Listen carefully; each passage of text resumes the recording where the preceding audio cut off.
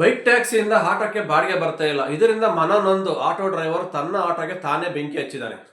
ಇವತ್ತು ಬೆಂಗಳೂರಲ್ಲಿ ಏನೇ ಒಂದು ಪ್ರಾಬ್ಲಮ್ ಆದ್ರೆ ಎಲ್ಲದಕ್ಕೂ ಬೈಕ್ ಟ್ಯಾಕ್ಸಿ ಅವರೇ ಕಾರಣ ಅಂತ ಬೆಳ್ ಮಾಡಿ ತೋರಿಸ್ತಾ ಇದ್ದಾರೆ.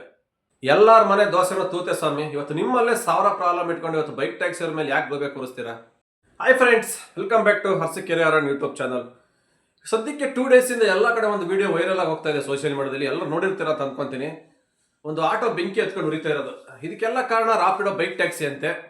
ರಾಪಿಡೋ ಬೈಕ್ ಟ್ಯಾಕ್ಸಿಯಿಂದ ಅವನಿಗೆ ಆರ್ಡರ್ ಬರ್ತಾ ಇಲ್ಲಂತೆ. ದಿನನಿತ್ಯ ಜೀವನ ಮಾಡೋಕೆ ತುಂಬಾ ಕಷ್ಟ ಆಗ್ತದೆ.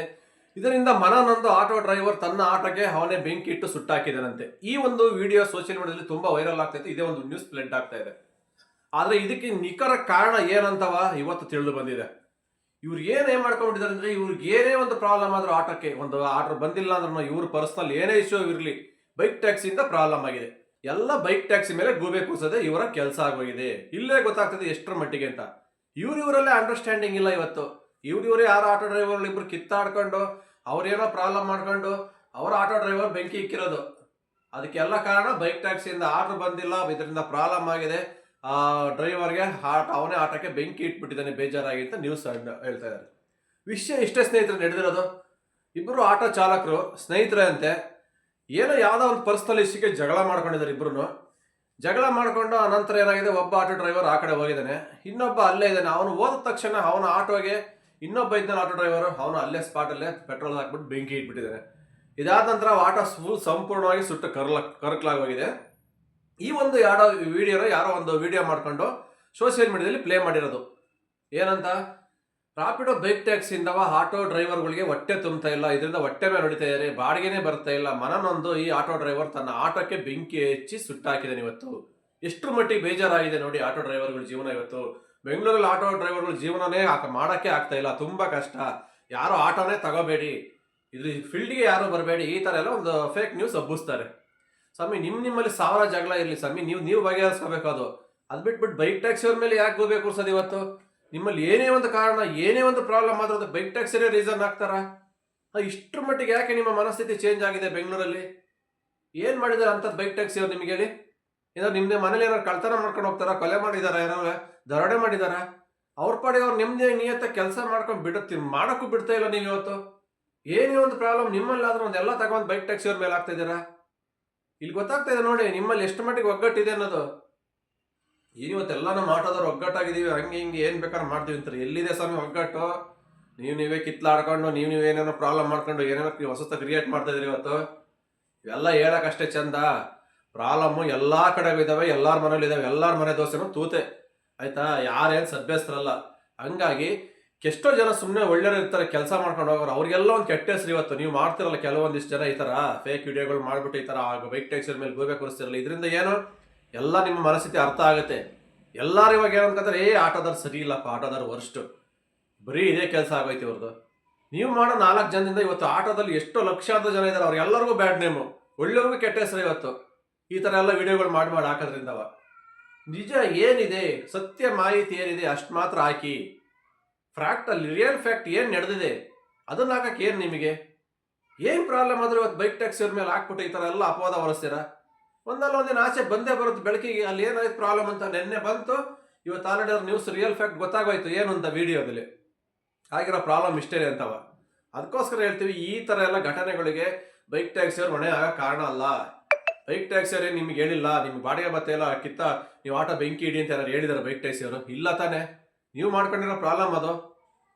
ಇವತ್ತು 3 ಲಕ್ಷ ಅಧಿಕ ಆಟೋ ಇದೆ ಬೆಂಗಳೂರಲ್ಲಿ. 4 ಲಕ್ಷ ದಾಟ್ತಾ ಇದೆ. ಪ್ರತಿನಿತ್ಯ ಆಟೋ ಬರ್ತಾನೆ ಇದೆ ಬೆಂಗಳೂರಿಗೆ, ಹೊಸ ರೋಡಿಗೆ ಇಳಿತಾನೆ ಇದಾವೆ. ಬೆಂಗಳೂರಲ್ಲಿ 30% ಇಡೀ ವೆಹಿಕಲ್ಸ್ ಎಲ್ಲ ಲೆಕ್ಕ ಹಾಕಿರೋ 30% ಆಟೋ ಡಿಪಾರ್ಟ್ಮೆಂಟ್ ಇದೆ. ಬಾಡಿಗೆ ಹೆಂಗ್ ಬರುತ್ತೆ ಬನ್ನಿ ಅಂದ್ರೆ? ಎಷ್ಟು ಅಂತ ಬಾಡಿಗೆ ಬರುತ್ತೆ, ಎಷ್ಟು ಜನ ಅಂತ ಬುಕ್ ಮಾಡ್ತಾರೆ ಅಲ್ವಾ? ಪ್ರಾಬ್ಲಮ್ ನಿಮ್ ಕಡೆ ಇದೆ, ನೀವು ಕಂಟ್ರೋಲ್ ಮಾಡಬೇಕು. ಹೊಸ ಆಟೋಗಳು ಬರೋದು ನಿಲ್ಲಿಸ್ಬೇಕು ರೋಡಿಗೆ. ಅದು ಬಿಟ್ಬಿಟ್ಟು ಬೈಕ್ ಟ್ಯಾಕ್ಸಿ ಸ್ಟಾಪ್ ಮಾಡಿ, ಬೈಕ್ ಟ್ಯಾಕ್ಸಿ ಬ್ಯಾನ್ ಮಾಡಿ, ಬೈಕ್ ಟ್ಯಾಕ್ಸಿಯಿಂದ ನಮ್ಮ ಹೊಟ್ಟೆ ತುಂಬ್ತಾ ಇಲ್ಲ, ನಮ್ಮ ಅನ್ನ ಕಿತ್ಕೊಂಡು ತಿಂತಾ ಇದಾರೆ. ಅದರಿಂದ ಇವತ್ತು ಮನನೊಂದು ಆಟೋಕ್ಕೆ ಬೆಂಕಿ ಇಟ್ಟ, ಇನ್ಯಾರು ನಾಳೆ ಸತ್ತೋದ್ರೆ ಅದಕ್ಕೂ ಬೈಕ್ ಟ್ಯಾಕ್ಸಿ ಅವ್ರದ್ದು ಹೇಳ್ತೀರಾ?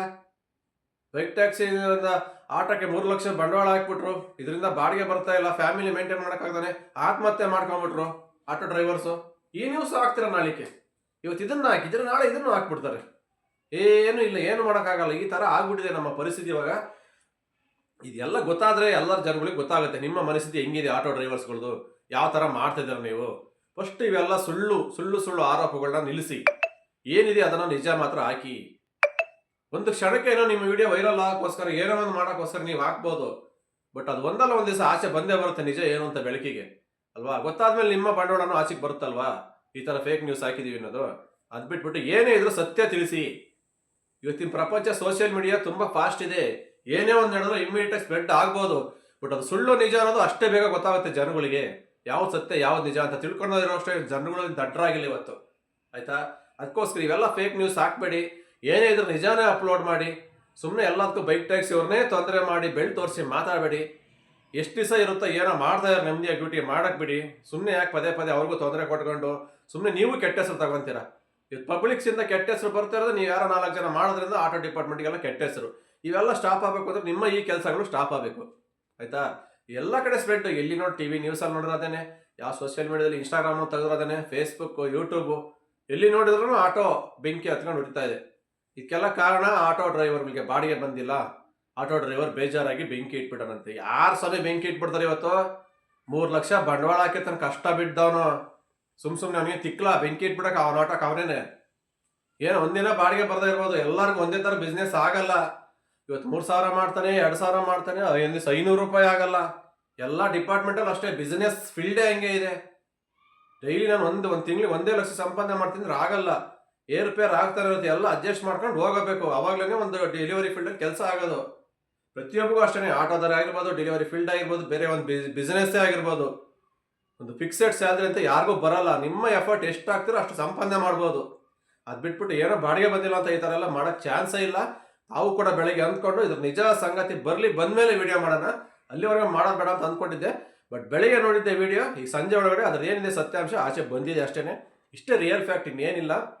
ಇದ್ರ ಬಗ್ಗೆ ಒಂದು ವಿಡಿಯೋ ಮಾಡಬೇಕಾಯ್ತು, ಅದಕ್ಕೋಸ್ಕರ ಮಾಡಿದ್ದೀನಿ. ವಿಡಿಯೋ ಇಷ್ಟ ಆದರೆ ಒಂದು ಲೈಕ್ ಮಾಡಿ, ಶೇರ್ ಮಾಡಿ, ನಿಮ್ಮ ಅನಿಸಿಕೆಗಳನ್ನ ಕಮೆಂಟ್ ಬಾಕ್ಸ್ ತಿಳಿಸಿ. ಮತ್ತೆ ಸಿಗೋಣ ಮುಂದಿನ ವಿಡಿಯೋದಲ್ಲಿ. ಅಲ್ಲಿವರೆಗೂ take care, bye bye, have a nice day. ಜೈ ಹಿಂದ್, ಜೈ ಕರ್ನಾಟಕ ಮತ್ತೆ ಫ್ರೆಂಡ್ಸ್.